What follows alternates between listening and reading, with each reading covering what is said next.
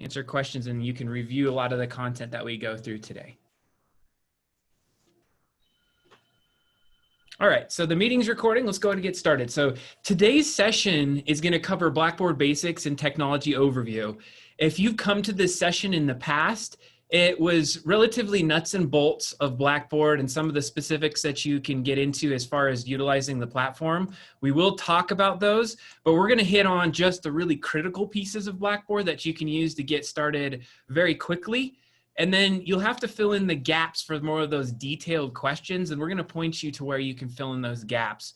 Hopefully I can answer some of the questions that come up today so that we make sure that you feel like you're hitting the ground running as we go forward. Feel free to ask questions as the session goes on. Denise, one thing that I want to let you know is that we have turned on a setting where the cameras don't get baked into the recordings at this point. So we're going to test that out. So even if you have your camera on, it shouldn't be baked into the recording. So one of the first things I want to just show you is the agenda and some of the items that we're going to cover today. Just wanted to show you some of the student and faculty voices when we did the first transition into the remote mode. And that gave some really good insights that helped direct some of the initial conversations we had. We've obviously opened up that conversation. We've looked at other peer institutions. We've looked at what the world over has been doing in terms of remote instruction, hybrid, online. So we'll just kind of talk about that. I want to discuss the Blackboard migration. We'll also just briefly go over the video enhanced classroom and how Blackboard will kind of work in tandem with that. Then dive right into the default shell, 8 guidelines for course design, and then demo a few of those features within Blackboard and open it up for some additional resources that are available out there.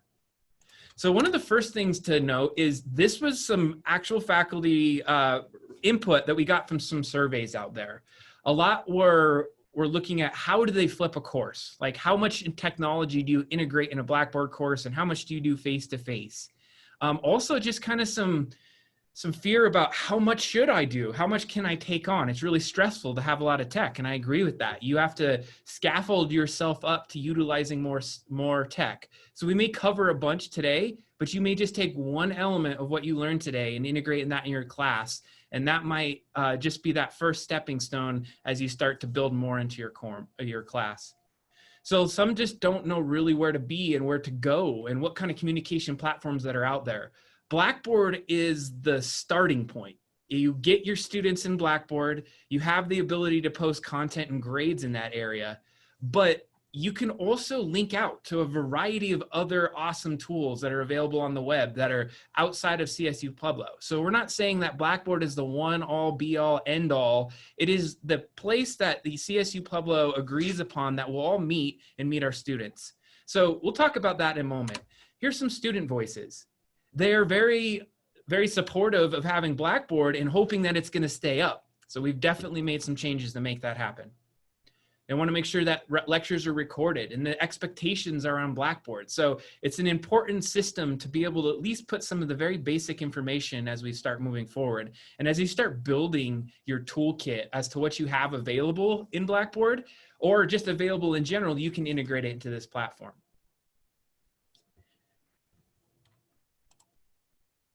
Give you a second to read a couple of those there. Okay, so one of the big things that we had just completed last week was the migration to the cloud. And what does that even mean? Migration to the cloud, we've had Blackboard maintenances in the past.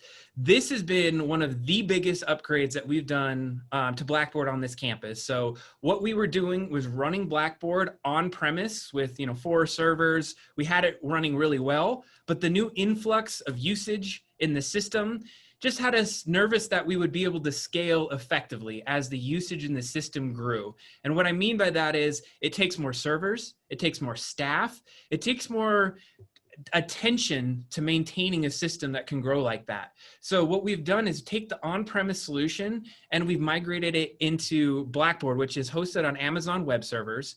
We can dynamically increase the size and sustainability of the system without ever having to bring it down. Maintenances will be down to a very minimum, and there will be updates and fixes that happen in real time when the system doesn't even need to be taken down. So it's something that's going to be very helpful as we move into this more online and hybrid remote instruction. Hopefully the days are gone of slowing down in Blackboard or it not working in that exact way that we would hope it would work. So I've noticed up to this point, it's been very speedy. It's been working really well. I've been in the system meticulously over the last 5 months as we've been planning this migration and working up to this last week. So I'm very hopeful that you're going to see the differences in that system. As of right now, the system does not look very much different than what it did before the migration happened. But it's good to note that it literally was packaged up, moved into the cloud, which took 5 days to make that happen to get us to the point where we're at now. So looking a little bit forward, in the classroom, we've made some enhancements. So I know that a few of you, I've seen some familiar names, have been to the morning session about Zoom in the classroom. You can look at that recording. It will be available a little bit later. There's some tools that will be coming out in a bit, but that will be available for you as a recording if you want to review all the different details of this. But kind of think as Blackboard as something that you'll be working with in tandem. As you record a synchronous session or you give on a synchronous session, where are students going to go to get that recording? Where are they going to go to get that assignment that you may have given or those resources that you're making available? Well, likely that will be in Blackboard or to a linked out resource that might be in Blackboard. So just a quick few screenshots of what you might expect in that classroom. You saw there was a professor workstation. This is kind of an idea of what it might look for a face-to-face student. We have webcams that have been installed in all the classrooms that were designated as COVID classrooms and being prepped for the next oncoming semester. We've also put in some dot cameras as well. And we talked about the dot cameras not quite all being in the rooms quite yet due to the fact of shipping and the ability of getting those in the classroom. But there have been some alternatives to use the webcam that's in the classroom and bend that down to be able to use it as a dot cam in the interim until we get all those cameras in. So without a further ado, let's jump into Blackboard and start talking about what you get by default. Let's say you have never worked in Blackboard in your life, and this is the first time you stepped in. And you'll get a default Blackboard shell based off the course that you have at the beginning of the semester. So as you go in as a faculty member, your admin assistants or those that you're working with will be identifying you as the instructor of record of courses. So that's an important concept. If you're not seeing Blackboard courses, you're going to want to make sure that you are listed as the instructor of record. What that triggers is for you to be built in Blackboard and enrolled in the courses that you need. So there are ways that Denise, myself, and the team that helps get you into the system can manually add you there, but it creates a lot of problematic issues and it's going to delay your ability to get in Blackboard if you are not listed as instructor of record. Make sure that those requests are going to our help desk if you're looking for that. But let's say you've got that, you've logged into Blackboard. What's the first thing you're going to see? You'll see your courses. And when you click on those courses, you're going to get to something that we'll call a default shell. Now, we're not trying to push this shell that you have to use every element of it, but what it's going to do, it's going to lay out some very helpful tools that can help you build out your course as you see fit. Some of those areas you'll see up at the top. Other ones we're going to point out at the bottom, link out to resources that will help students find research guides, for instance. These are guides that are built by our librarians that are specific to how you research and use databases in our library. Also, our library website direct link. Also, online tutoring capabilities, instructor resources, and tech requirements. Now, this default shell does change from semester to semester as we add new elements to it. And I know that Denise and myself are working on kind of a revision based off of a lot of the feedback we've gotten from this group. So when we talk about a default shell, why would we want to even have one of those? Well, first of all, it is going to help with building your teaching presence. And if you've gone to some more of our pedagogical sessions, teaching presence is a huge thing. And it's the idea that students are going to resonate with you and understand you a little better and trust you, and based off of your presentation of your course. Now, I usually can pitch off to Denise. I didn't know if you wanted to throw any 2 cents on there, because this is really kind of your bailiwick. Sure. So this is a part of the community of inquiry framework for online learning, but in my opinion, it applies to face-to-face teaching as well. There's 3 presences: teaching, social, and cognitive, and they all work in concert. Your teaching presence is brought forward not only in the way that you design instruction and facilitate and provide direct instruction to your students, but also from the very first experience they have with you, which is your course design. So doing things like planting a welcome video in addition to an announcement that welcomes them brings your teaching presence forward in Blackboard. They often get to Blackboard before they ever meet you in person, and that's a way to humanize yourself and bring yourself forward from the very beginning with them. Thanks, Denise. And one thing I always add at this point is, as an example, if you've ever been shopping online and you clicked on a website that doesn't look that well put together, how much trust are you going to have to put your credit card information or share any kind of information with that website if it doesn't look well put together, well structured in a way that seems like it's easily approachable? In a similar way, when you come into a shell for learning, you want to trust that there's been a lot of work that's done, a lot of careful kind of laying out of the content, and that the students will want to engage with that over and over and over. Also, we built this with standards-informed practices. This is not just something we picked out of our hat and decided to pull together. This is based off of information across the board, across the peers that we've worked with, other faculty that we've worked with, not just at CSU-Pueblo, but across the nation. It's also easily customizable depending on your needs. So we're just giving you the jumping off point, and you're going to have some folders that are already pre-built that you can go ahead and change those names, and you can kind of work on it and really develop into something that's good. So great courses do often share some of these common design features. And once you get to that point, it's really going to enhance those student learning. It's going to help as students navigate between class to class to class, so they're not worried about trying to figure out the tech, and it becomes transparent to the learning. So let's talk about 8 guidelines for better course design. So this presentation will be available to you. In fact, I can, I'll share this at the end of the session. But these guidelines were based off Quality Matters best practices and some other best practices that we've been able to pull together. And it should highlight some of the areas that you'd want to focus on when you start approaching a course design. First of all is choose a meaningful organizational scheme. That means chunking your course into parts. If you have just one big chunk of content, it's really hard to even see the different pieces of it. Certain students may be able to get the second part, but maybe not the third and the fourth, or vice versa. They want to be able to jump in and spend the time with those different pieces of chunks. And there's a variety of ways to do that.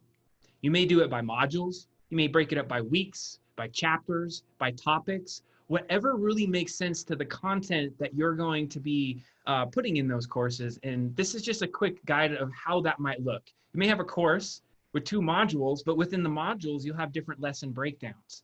Those chunks are bite-sized, they're a little easier to understand, and it's gonna help students get through that content a lot easier. Using specific and accurate language in the labels, items, and files. So there's a lot of reasons you wanna do that.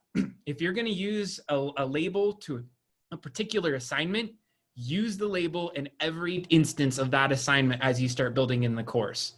You don't want to just put assign 1 or homework 1 assign or do this work stuff. You want to just keep a consistency. So as students go into those modules, they're able to understand, okay, I understand what this work is going to be. I'm going to jump in the expectations of that piece. Building that consistency is very helpful, but also using accurate language to those labels. Don't just throw a PowerPoint that has a really terrible name on it and have no context as to what they would click.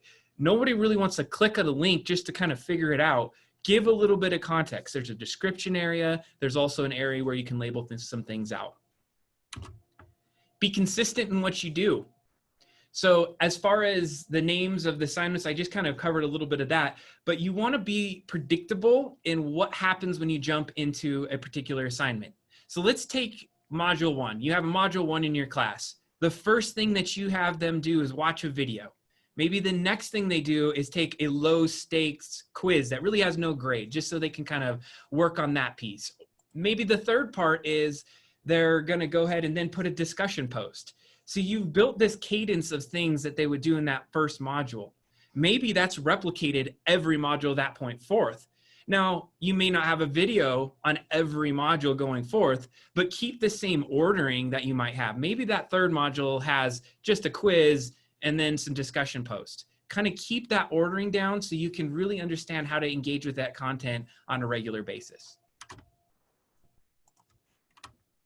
Provide direct access to frequently used items. Kind of discussed this at the beginning. Blackboard's the jumping off point. That's where you get in as a student, you get in as a faculty, you can put your content in there, but sometimes you're going to need to link out to something else.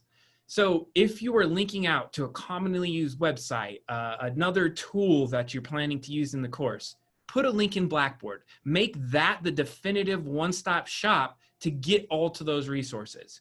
I can tell you right now that K through 12 students are already familiar with this, and the students that are coming up and have this as an expectation. They expect to be able to log into a system, have access to their grades, their content, all the information. This is their communication hub. They think of Blackboard as the course. This is where they get that information. And if there's a question, it should be at least addressed here, or an avenue to have it addressed in this course. You also want to limit your levels of navigation. We're going to talk about navigation in a bit, but what I mean is, if you've ever been on your computer, and we all organize files on our computer in our own way, you can build a folder. You can build a folder in a folder and a folder in a folder all the way down. What we're trying to say is, do not build folders more than 3 levels deep. And the reason for that is it becomes a labyrinth for them to start navigating. And if you really expect them to get to some of the content in that 3rd level, it incrementally or exponentially becomes a lot more difficult if you do not have, if you have more than 3 levels. And this is, again, based off of a lot of best practices and research that's been done on that topic. Use visual cues. Headings, dividers, bullet points, white space. These are the kinds of things that build hierarchy in your course. You can see the graphic that's right there below. I would suspect most of you read the bigger text first and then kind of worked your way down to the smaller text. And maybe some of you didn't even read the smaller text. That's just a great example of hierarchy in action. We know from user experience and design of how people go and utilize websites is they do not read everything on the page. What their eyes are doing is scanning for content that is going to be relevant to them, clicking into that content and digging deeper until they get to a point where they find what they're looking for. So if you have a big block of text on your website or in your Blackboard, there is a big likelihood that that text will not be absorbed unless there's some hierarchy to break it apart to get to the different sections that they may not need to look into. I can't stress this one enough. I see that one. It doesn't mean you can't put a lot of content in places. It means you have to be strategic in how you put it. So that top level navigation on the left that you'll see in Blackboard is really critical to put the most important things. And then as you start developing content within each section of the course, make sure that those folders and those different pieces have really good visual cues as to why they might need to click on those. Provide a starting point for your course. We kind of mentioned this in the beginning. When a student first walks into the door, they need a place to go. So we've built a getting started section so they can go there, kind of understand how to utilize the course. It's available for you to develop out a lot more. Maybe there's some additional things that you'd want them to do in that getting started menu in the course. But it's a way to orient them to the expectations that you're going to lay out in the course. Your announcement may be in a video. You could even have your introduction in the getting started. There's a couple different areas where that might have a good place, but that would be where you would do it. There's debate as if you would want to put maybe your syllabi in there, or if there's another section. They have another section called course information that would really get the details of your course there. This is really just that very basic level information of how they can use that course. And finally, get input from others on your course. It's really hard sometimes to see it through your own eyes. I know for myself, I work on something for about 5 or 6 hours. I'm like, man, this is awesome. It looks so good. And then you ask a colleague and they're like, hey, did you think about this? No, I didn't. Actually, now that you mention it, it makes sense that I should probably include that. So definitely show others your work. Not only do you get feedback, maybe you're going to help educate them on some different ways that they can build their course in a better way. There's a lot of ways to do that. You can survey your class in general. I always advocate for just-in-time feedback. There's a lot of ways that you can get feedback from your students. Sometimes they may have some feedback that you're not going to necessarily take action on that semester. And sometimes you're just never going to take action on some of the feedback, but it's good to know and it's good to bring it in. Consulting with us as well as instructional designers is helpful. You can try to schedule an appointment, ask us what you think about the course, and of course, showing it to your colleagues is really an important aspect of that. So without further ado, let's go ahead and jump into Blackboard. But before I do, I wanted to just quickly pause, make sure that there wasn't any initial questions on some of those guidelines, any of the points that I had at this point. If you had any questions, you can go ahead and unmute your mic and ask those now or throw it in that chat. Adam, as we go into Blackboard, would you please demo how to make a course available on that quickly page? Absolutely will. Thank you so much.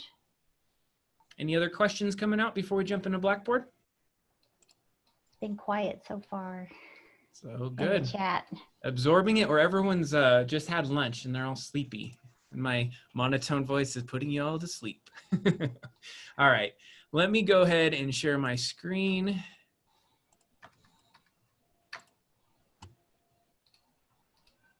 All right, so let's see, is everyone seeing Blackboard? Do we have a Blackboard on the screen?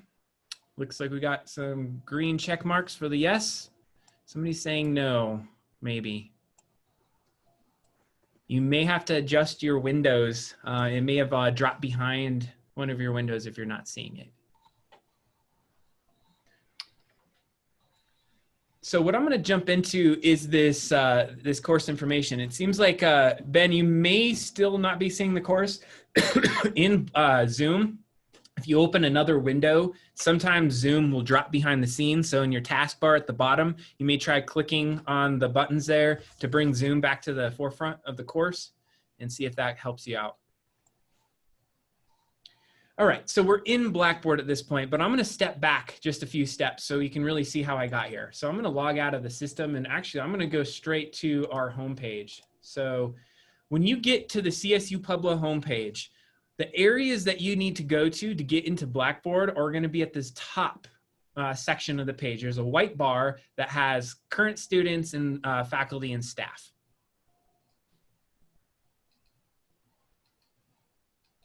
And so when I click on faculty and staff, let's see here. It says everyone, I see a Zoom page. Is somebody, I just want to make sure everyone's really seeing it. Denise, are we seeing this? Are you seeing my screen? Okay, so I want to make sure there. Okay, so when you get to this faculty and staff. Oh, wait, we're on your Zoom, not on your Blackboard.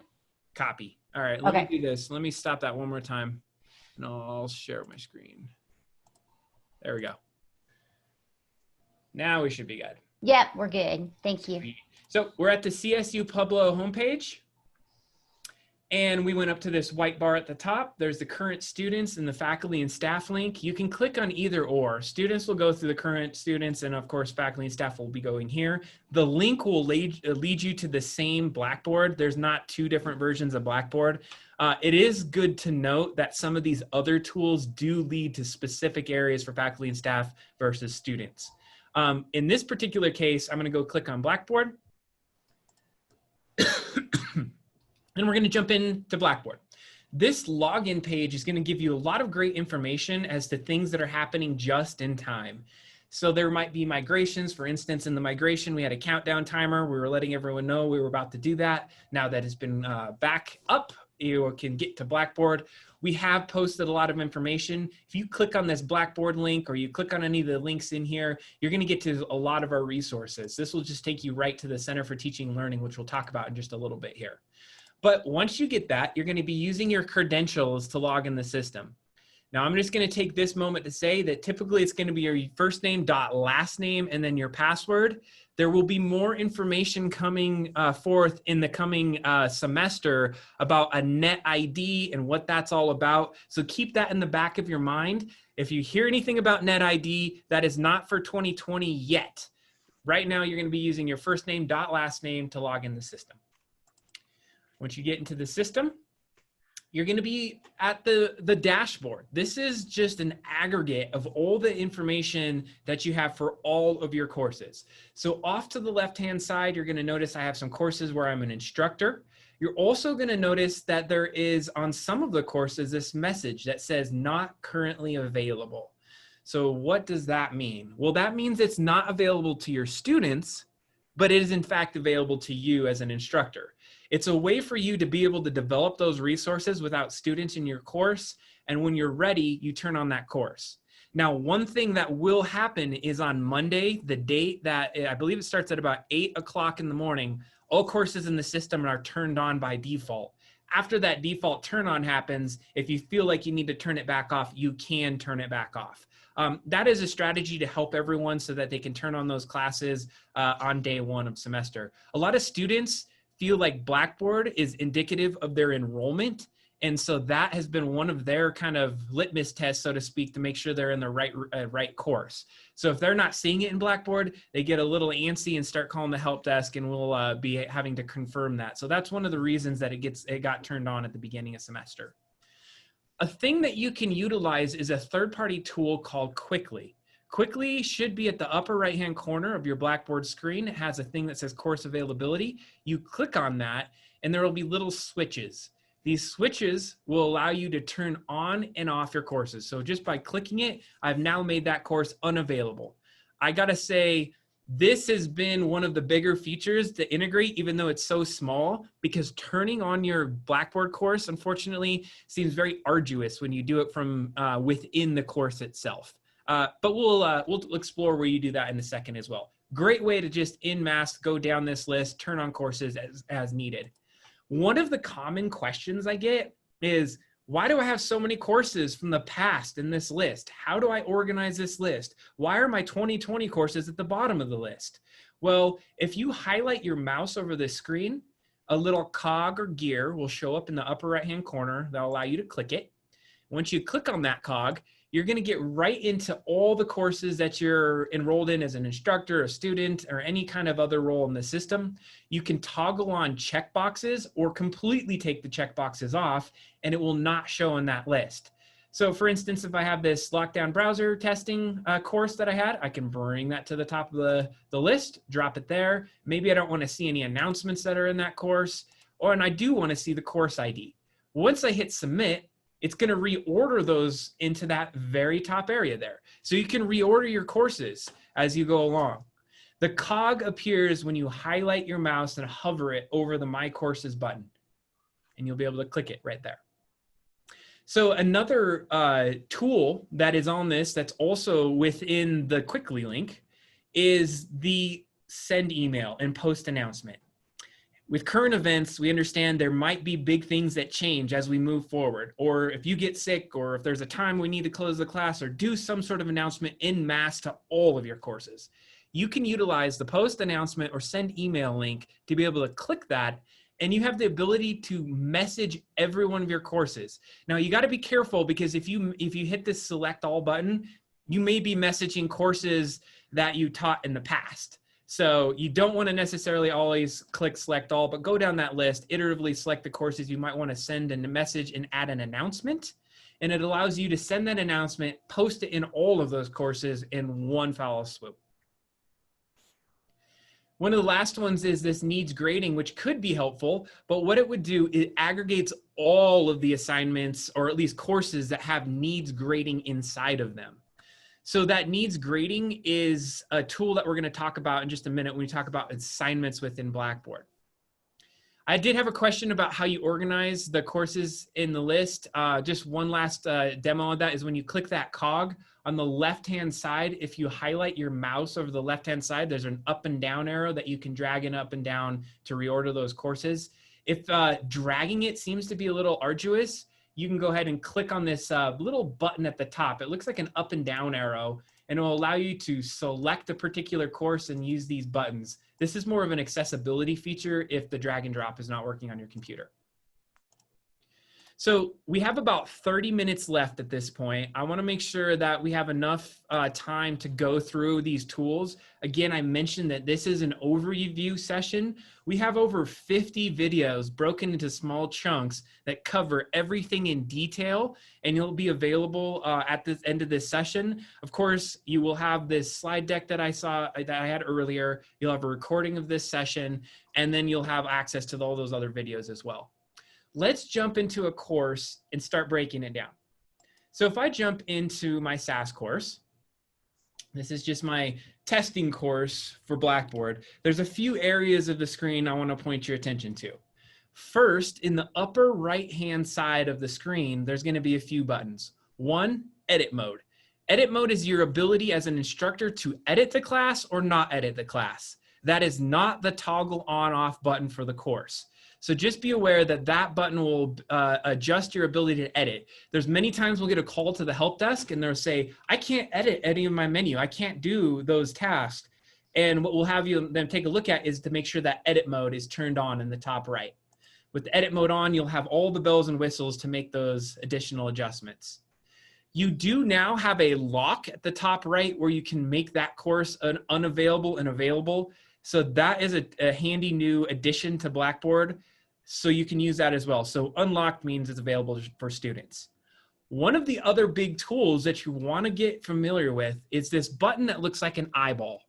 What it is your ability to actually jump into the student's shoes and see exactly what your course looks like from a student. Not only do you get to see what it's like as a student, but you can take all your assignments, you can take all your quizzes and tests, and have an entry row in the grade center for that student user you create. So if I were to click it right now, you'll notice it says entering into student preview mode, and you'll have full ability to enter into that student preview mode in that course. There is a settings button that will allow you to keep that information. So when you close out of this, if you for some reason had it delete your information, anything you would have done in there would be deleted. But if you would rather keep that information and iteratively go in there throughout the semester and test your course as you go along, make sure it says keep preview user data, and that will save in there. I'll hit save. I'm going to exit preview. So anything I would have done as a student would be available in that class. So you got that upper right-hand corner menu set up. One element I didn't mention is this question mark sign. By clicking the question mark, most of the areas within Blackboard will light up with a short description as to what's going on in that area. Sometimes that eats up valuable real estate depending on your screen size. So there is that toggle button to turn off that help, if you like, in the upper right corner. The next section you want to look at is your navigation section. And the navigation is broken into two parts.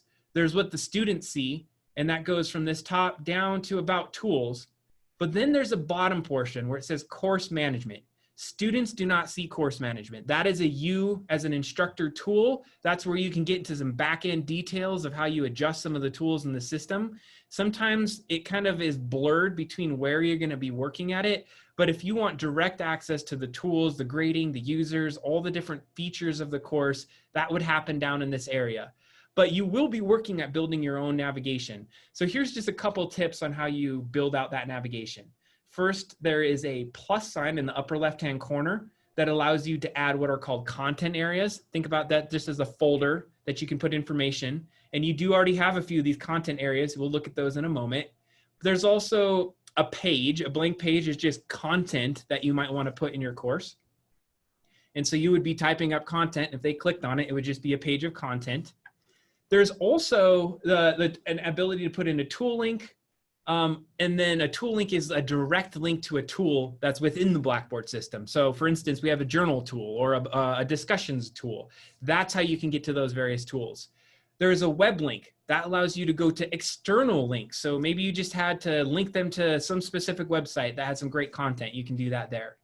And a course link just links them within the course itself to a specific region. So maybe you had a document that was a couple of levels deep, but it was important to get them to that particular area. So another area that you see down here is some of these course modules and some of these other links that have been built out. So let's take a look at announcements. Announcements was considered a tool link. A tool link is a specific function that Blackboard does. In this particular case, an announcement is like a pinboard for your class.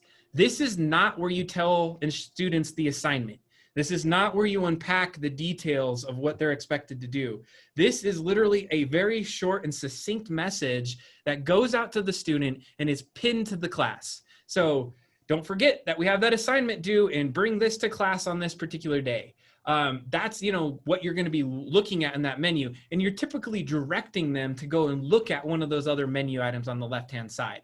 One of the nice things about creating an announcement, if I were to create an announcement, is you put in a subject, you put in a message, and then a little bit lower, you have the ability to hit not date restricted. You could put some date restrictions, meaning it would turn on a specific date and turn off at a specific date. But the big one is this: send a copy of this announcement immediately. What that means is it will post the announcement and it will also email everyone in the course. So you get kind of 2 for 1 in that particular area. This last area of course link allows you to put a link to a section. So if you were saying, hey, don't forget that there's a quiz on Thursday in the exams and quizzes, you could click the browse link and it's going to bring up a little tree of your course.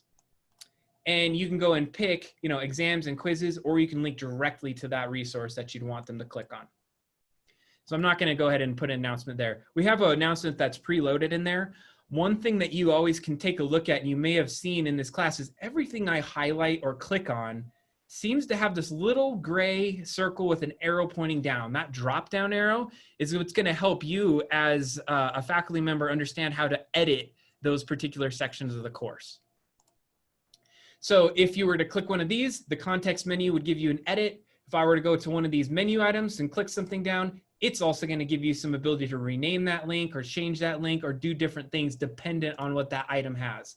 So I think that covers the basics of kind of like what a tool is. There's plenty of other tools in the system. For instance, there's a discussion tool or that journal tool I talked about before. Let's go into a module. So if I click into this course modules, and by the way, we named it course modules, that could be called course topics, chapters, whatever you like, but we suggest that you have one containing folder, and then within that folder, you actually build out those different subsections. We have seen faculty build out all the modules on default on this navigation panel, and sometimes that works really well. But what it does is it makes that navigation really unruly and really long, especially if we're working like in a 15-week kind of semester. So we always suggest to put those course modules within that actual course modules button, and then you can build folders in that system. Now, we're not going to go comprehensively through all these items, but I did want to point your attention. There's a build content, there's an assessments, there's a tools, and what we call partner content. Now, these are the areas that you're going to be adding content to your course. So build content is really one of the biggest. This is where you're able to attach documents, where you're able to attach images, put web links, build a lot of very specific tools within your course.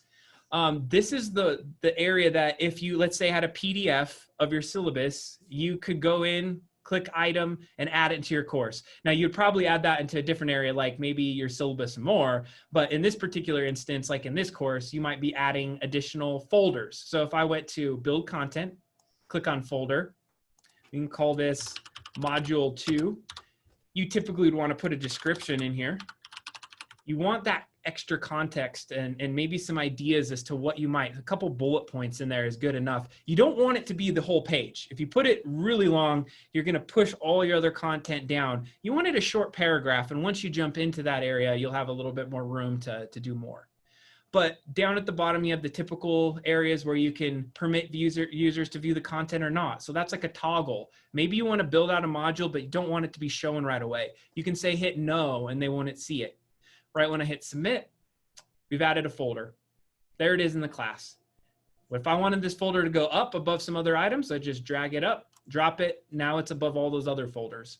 Very easy to manage where that's going to be. Now, you can't drag and drop files from your computer yet into Blackboard, so that's a common thing. You do have to use this build content, select the item, and then select where that item might live. So browsing your computer, for instance, finding where that might be, selecting what you like, hitting open, and then hitting submit. Now, I didn't give it a name, and that's why it didn't do that. So there we have it, where I added just the picture from my desktop, and I can click on that picture and I'd be able to see some information that I added into my Blackboard course. Here's an example of another piece of content that I was able to add. Now, if I wanted this picture to actually show up in this module, I could have done one of two things. Number one, I would have had to click into the module to start building content in here. And if I'd made a mistake and accidentally built it outside of it, what you can always do is you can click this little drop down, hit move, and it's going to say, okay, what course do you want to move it to? And then where within that course would you want to move that particular item? So I got this little breakdown here. I might say, oh, I wanted to go that into module 2, into the same course that I'm in. I'll hit submit. And now that piece of content that I had has now been moved into module 2. So one of the areas that is going to be very helpful for you, especially in a remote hybrid kind of scenario, is to leverage the use of assignments. So under this assessment tab, there is a thing called assignment. What assignment does is it creates a specific area for students to go in and input and literally attach their assignment. So you're not getting all these emails of assignments. You're actually able to get that assignment specific to a student, and then there will be a notification that it needs grading. So if it's a Word document or like a PDF or something like that, it also has additional tools to be able to annotate and grade that assignment without ever having to print it out and giving that grade back to the student. So we're going to briefly go through the assignment tool. It's very in-depth, but one thing I did want to mention is when you create an assignment, it will automatically create the corresponding grade center column in the gradebook. So if I click on that assignment, I'm just highlighting assessments. I click on assignment. You give it a name. You want to give it that unique name as to what it might be. Because I'm just doing a demo session today, I am going to just call it assignment 1. You do want to give it some sort of description. Just give it a brief description, and you'll see why that would be helpful as you go along. If you have any additional files that just need to be attached to that document to help guide the students through, you can look at that there. You can associate a due date. A due date's a big one, because once you have a due date on this assignment, if you are allowing students to turn them in after that due date, it will mark it late. It will allow them to turn it in if you have the assignment available for them to see. And you can make the decision if you're going to give them credit or reduced credit for late submissions. The only other area you really need to have when you start an assignment is some sort of point total. So in this case, if I gave 100 points in there, the only 2 areas I really needed, and you'll see that there's this little orange asterisk, is the name of the assignment and the points possible. If you have those 2 items, you can put an assignment out there. Now, some may be interested in this add a rubric. A rubric is a very specialized tool that you can build out a rubric within Blackboard based off the way that you build rubrics and grade assignments with that rubric. And I'm not saying you're just looking at it. You're literally able to click levels of achievement in different ways that you build that rubric, and it'll input whatever grade that is aggregated based off those rubric point totals. Or it could be based off percentages and other kind of ways to do that. I don't have a rubric at this moment to put in this course, and that is very detailed on how you get that there. But again, this is an overview session. There are these 3 looking links that look pretty simple on this side of it, but once you click them, they're going to open up a lot of information. Now, I want you to be aware of the submission details because it's powerful. It allows you to check for originality or plagiarism in the paperwork that gets submitted through your assignments. So what you would be able to do is click this button that says check submissions for plagiarism using SafeAssign.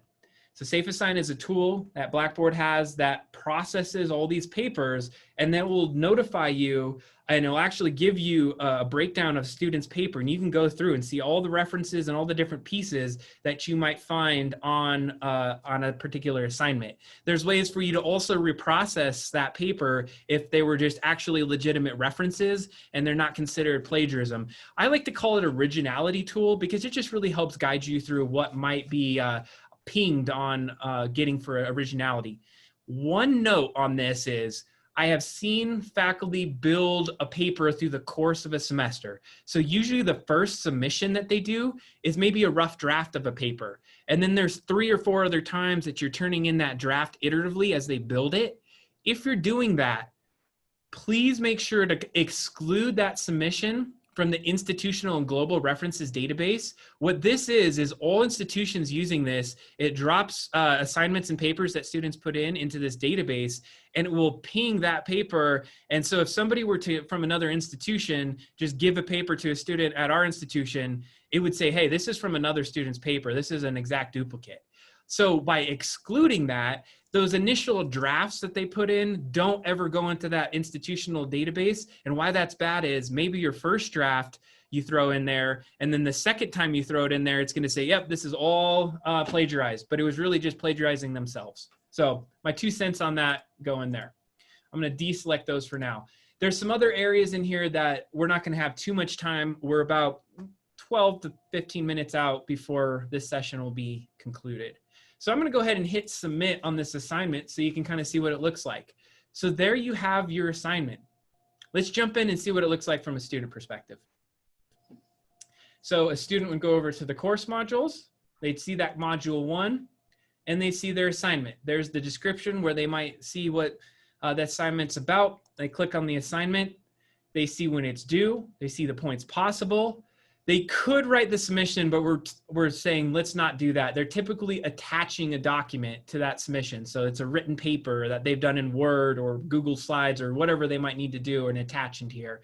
They would have to download any cloud-based papers they've written and then physically attach it in this area. And then they just hit submit.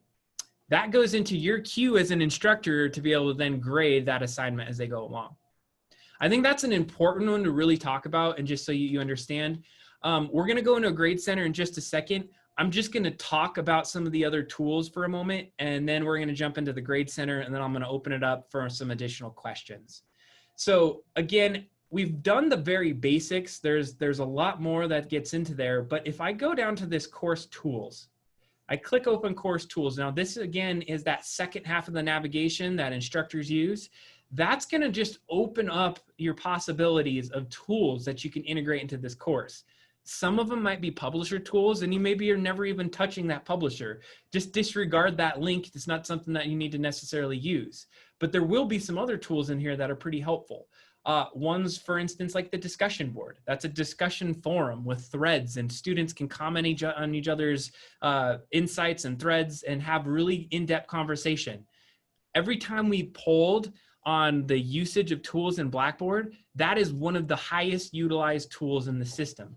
And by default, there already is a discussion forum in your course. So if you take a look right here, you have a general course questions that's just by default in there, and you can post questions about that course. There's no grading associated with it, but it's kind of a forum where students can have questions of each other. You can jump in and answer those questions as a faculty member. That's just a great example of how a discussion board might look. Some other tools that might be helpful are your ability to work on journals. Journals are a private area where students can go ahead and put journal entries on the cadence that you think would be necessary, weekly, monthly, daily, however you want to set that up. And it's usually just between you and the student. The other students do not see each other's journals. There's a button to turn on other people's journals if you feel that's something to do. They also have blogs, which is very similar to a journal. So it's basically the journal, but everyone sees each other's blogs and kind of moves around those blogs. Now, the names that they use, like if you use blogs and maybe you use WordPress in the past and you're like, oh, yay, awesome, blogs in Blackboard. Well, blogs is just in this class. It's like a mini version. If you're using full-on blog development outside of Blackboard, please continue doing that. The blogs in this system is really just devised as a smaller kind of scale implementation of that tool. And again, there's a few other tools that might be useful, wikis, for instance, rubrics. And I'm kind of skipping over some of these other tools that are available because they go to others. There is a self and peer assessment tool. Unpacking that one is a big one, but what it does is it allows students to put in an assignment in a certain duration. After that duration has expired, then it gets auto assigned to all the other students. So it's a full peer assessment strategy within Blackboard. So that one's really helpful, and it's anonymously kind of graded by each other. So you're basically creating a system where students can grade students. The big one that you're maybe asking of is, how do you start grading? How do you start entering information into your grade center? So there is a grade center tool. One of the first things you see when you click grade center is this needs grading. By clicking on needs grading, it's going to take you into a panel that would list in chronological order all the different pieces that have been entered into your grade center. So you saw the assignment tool, you kind of get an idea of how that student might jump in and add that assignment in there. Well, once they do that, it's going to show up as a needs grading. And then you can go in, you click on that link. I'm sorry I don't have one here at this moment, but once you go in, they'd be able to click the link and you can start grading on that assignment. Again, we do have detailed videos that really show all that experience that you can get into. But the other one is just going to your full grade center. I could probably talk another 2 hours in general on Grade Center. So I just wanted to make sure that you know that there's a lot to unpack in here. It is not Excel. It is not the way that Excel allows you to put a formula in a cell and do some other things, but you can do some Excel-like functions if you know where to make those happen. One of the common questions is, how do I do weighted grades? I have 5 categories broken down in these percentages. How do I make sure that it comes out with my weights instead of based off a point total?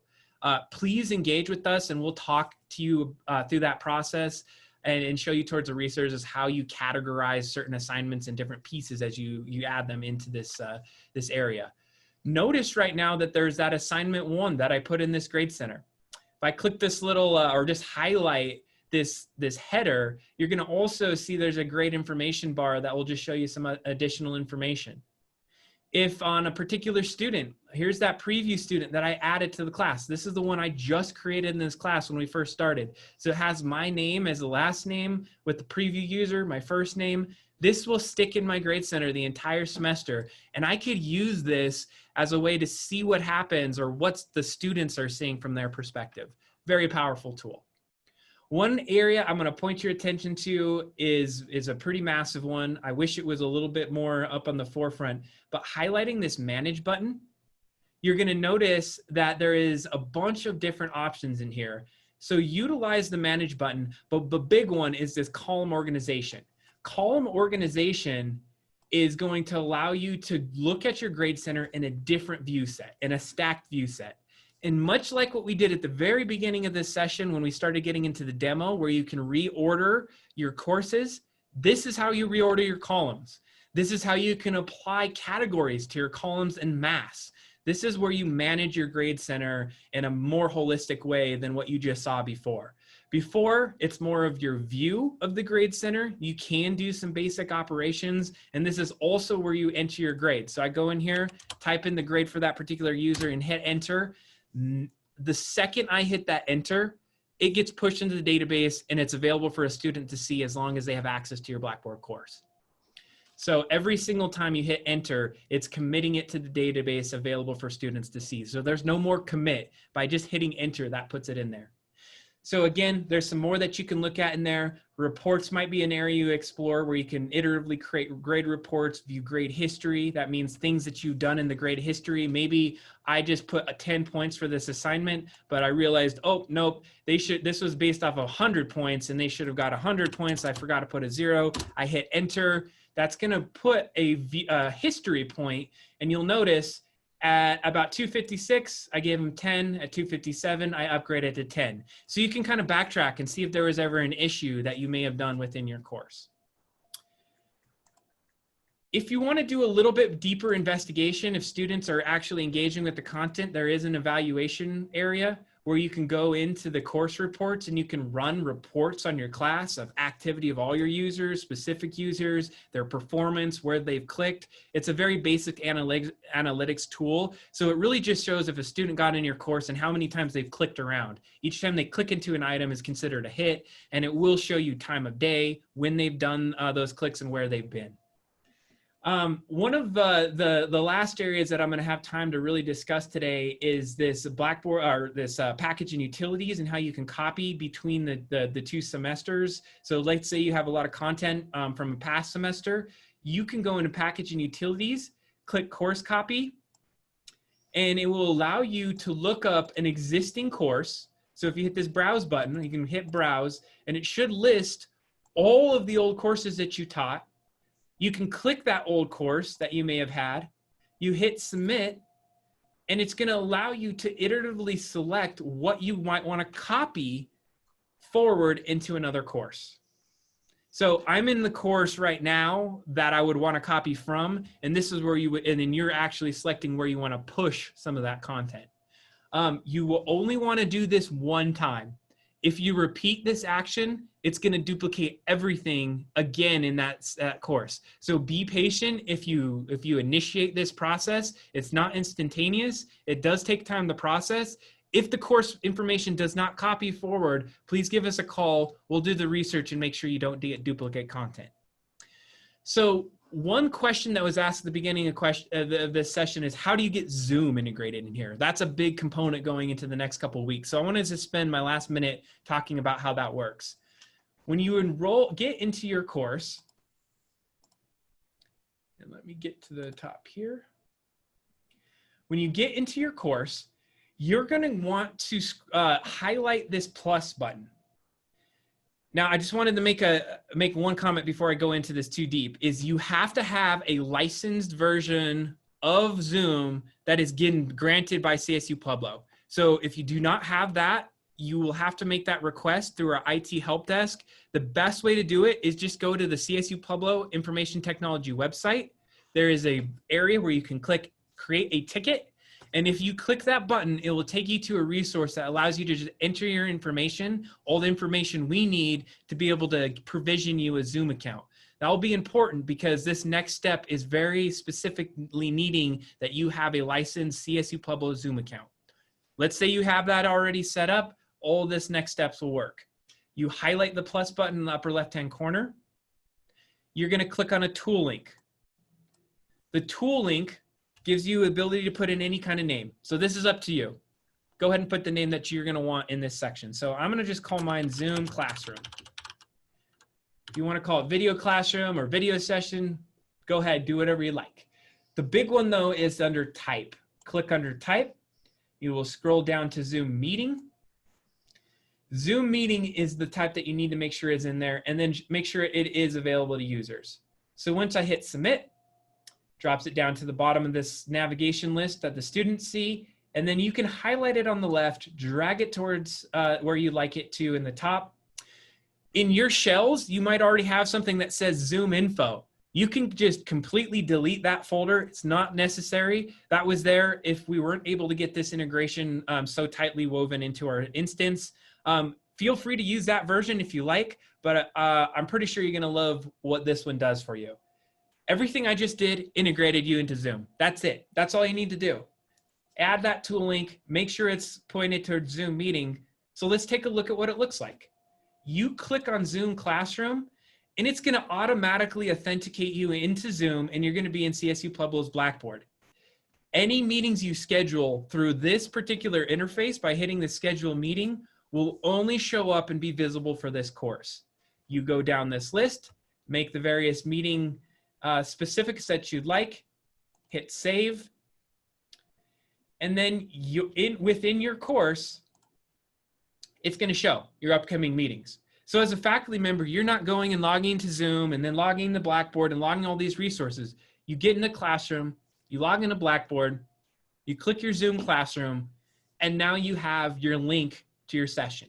You can highlight that link, hit start, it's going to start your Zoom session, and then be sure to hit record, because after the session is completed and you close out, it's going to auto push to cloud recordings. Now, I don't have any cloud recordings in this course, but your cloud recordings will show up to your students and they'll be able to have access to the recording of that class. The only thing you have to remember to do is hit record button once you start that session. So this is trying to take out all the challenges of trying to figure out how do you record and download something. It's all done within the cloud at this point. Now you might be asking, okay, I see how that works, but what happens when a student clicks into this class? What's their experience? So let me back out for a second. Let me go into my student preview mode. Students do not have to have a Zoom account at all. All they have to do is be able to log into Blackboard. When they click on Zoom Classroom as a student, they're going to be able to see that exact same list of classes, but with the only thing that they'll have is the join button. They'll be able to join that session right away by clicking that join session. And then they'll also be able to see all the cloud recordings that you have elected for them to see. I think I mentioned just a second ago is that once you have that cloud recording, it will go into your cloud recording section, but you do have to toggle the button that allows students to see it. It's kind of a privacy or a default, so that maybe there was a recording you did not want to go live right away. So you will have to build a cadence into when you turn on those cloud recordings if you want them available to your students. It takes a bit of time for it to process in the cloud. So it could take anywhere up to an hour or two for that to happen. So that is the basics of integrating Zoom into your Blackboard and how you might want to leverage that as you go into the semester. Take a look at the resources that we already do have. We have a great mini series session that just goes in the ins and outs of how all the Zoom works and how it's integrated with Blackboard.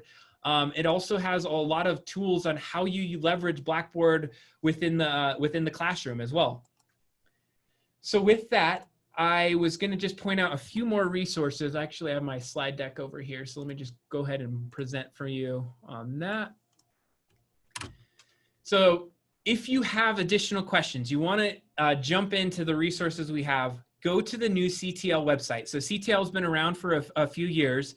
They are actually closing up as a grant in October. So we've moved in a lot of our resources to the CTL webpage, and we've built a lot of those professional learning resources for faculty and staff, and then also student learning opportunities into that CTL page.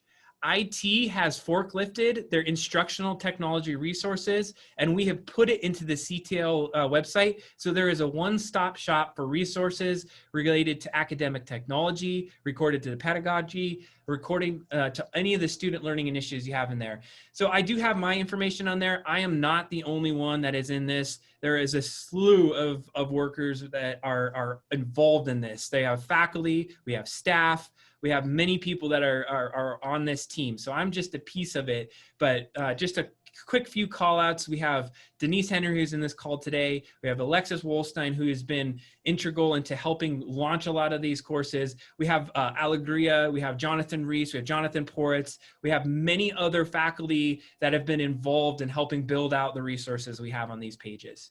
I probably forgot to say some names, so I'm sorry if you did, but everyone is very important that has helped us with this. Just a quick few tips on some things that you do have available to you beyond this Blackboard course. If you're looking for more of how to teach online, we do have the Creating and Teaching Online Hybrid course developed by Denise Henry and Alexis Wolstein. This is a 3-module course that takes 10 hours or less to be able to just understand how to learn and how to teach in Blackboard or just teach online in general. It's a free course, self-paced, not really facilitated, something that is great. It is, well, it's moderated. Moderated, but not like there is no time pieces to it. So yes, that's a good point, Denise. So there's a discussion forum, there's ability to add questions, and you will get feedback in that course. Yeah, we have a good bit of instructor collaboration. You can see tools like Flipgrid being used to do course introductions. Lots of different ed tech tools are incorporated there. On that Google Doc that I shared in the chat at the towards the end, there are 4 courses that are self-paced that you can enroll into. One is a How to Learn Blackboard. Another is the Online Hybrid Teaching course. There's a professional learning community that will house all of the materials for professional development sessions in addition to the CTL. That way you can find materials even if you don't come to the session, and we'll join sessions through Zoom there in the future. And then there is a student Blackboard course that's self-paced, How to Learn Blackboard. We publish that out for students, but in case you're interested in seeing what they see, you could also enroll in that. Thanks, Denise. There's also the information technology resources page, where it really comes down to the nuts and bolts, the hardware, the software, the different pieces that you'd use in there. So what you get at the information technology resources page are a lot of things. One thing that's really helpful is our tech drive-through, and library also has curbside now. So what you can do is check out certain pieces of tech here. This is more geared towards a lot of students, but we also realize faculty will be checking out things. There's amplifiers for faculty to check out for the classroom. We have limited resources there, but we also have some laptops and things for students that may not have internet access and a laptop. You can also get a hotspot. You do have to do this by appointment. If you need to check out, in the past, we'd have walk up to the help desk without any kind of appointment, just with the social distancing and to ensure that we have stock. We are asking that you go to the tech drive-through page, click on that schedule appointment, and you will meet us behind the library. There's a space that you can park your car or walk up to the door, click a button for a doorbell, and get some of that tech. We may have to let you know that certain techs are unavailable if it's all been checked out. And I think that is all that I have today as far as resources. So I'm going to stick around in this meeting for a little bit more. I've already taken 9 minutes more of your time today, but I will be available for any additional questions or insights that you might have. What do we have out there? Yes, you can check out a laptop.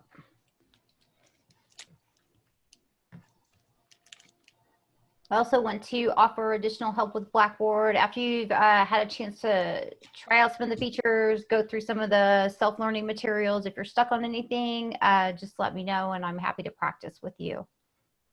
Suzanne, is there a way to release quiz answers after it's been graded? Yes. So when you develop or deploy your test, there are areas where you can make those adjustments. We have a pretty comprehensive testing video out there that really shows that off. But basically, when you create a test, there's 2 steps to creation of a test. It's building the test and getting all the different pieces down. And then there's deploying that test. You can kind of sit on that test, keep building it out iteratively. That's one step of it. You could also put feedback to user if they have a correct or incorrect answer on that test. That's a lot of the work you can do. Sometimes you're working with a publisher and they'll already have test questions for you. So I highly suggest you touch base with your publisher to see if they have some of those resources already built. But then once you go into the course and you say, okay, I built my test, I am ready to go ahead and link it out. You deploy it. In the deployment options, there is this feedback to user section. It's going to allow you to select how that feedback is going to come. Sometimes it doesn't make sense to show them the right answer. It just shows, hey, you made a wrong answers, but we're not going to tell you what the right ones are. Go check it out. Sometimes you can have it just show the feedback. Other times you may show all the answers, let's say as multiple choice. Show the answer they put and the right answer. So that can all be toggled, and there's different ways that can be configured in those tests and quizzes. So there was a question I got, where is the link for the tech checkout and appointments? So if you just go to the information technology on our CSU-Pueblo website, it's right there on our webpage. So all you have to really do is go in there, click search for information technology, and on that front page, there'll be a thing that says equipment checkout. You'll be able to get to that resource. Also link at the bottom of that Google Doc that I sent out. There's some extra resources on that. Absolutely. All right. Well, it looks like there's not too many more questions. I appreciate everyone's time today. If you do have any additional questions, please reach out to us and we'll be able to address those. Thank you so much, everyone. This recording will be added to our resources pool.